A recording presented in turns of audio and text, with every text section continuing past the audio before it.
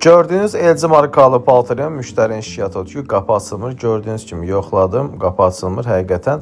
İlk halda siz nə edirsiniz? Əgər mənim tez gəlib çata bilmirəmsə, bu ayaqqabı ipini götürürsünüz. Adi ayaqqabı ipidir. Bu ilə arasından salırsınız, özünüzə tərəf çəkirsiniz, qapı açılır. Bunu sizə öyrətdiyim üçün heç olmasa bir dənə sağ ol yorumlarda yazarsınız. Paltrionla bağlı suallarınız var, yenə də yorumlarda yaza bilərsiniz. Təmirə ehtiyacınız var, yenə yorumlarda yaza bilərsiniz. Nömrə səhifədə var, zəng edə bilərsiniz. Bu əlimdəki nə idi? Ruçka. Bəli, bu qapını sökəcəm, artıq ruçkasını dəyişəcəm, sonra yoxlayacağım, görəcəksiniz necə özü əllə sakit asılacaq. Bu ruçkanın dilidir. Bunun arxasında bax bu gördüyünüz ruçka var. Bu qırılıb görürsünüz, qırıq-qırıqdır. Hal-hazırda təzə ruçkanı yerinə qoydum.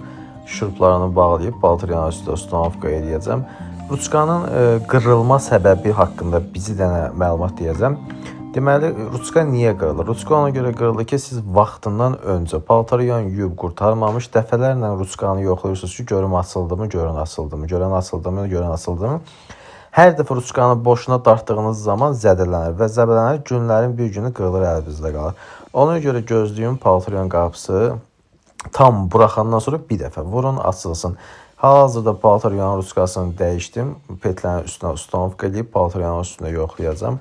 Diqqətlə axıra qədər baxın ki, siz də bunu görəsiniz. Artıq gördüyünüz kimi qapı ruçkası dəyişildi. Qapı da gözəl yerində açılır. Belə.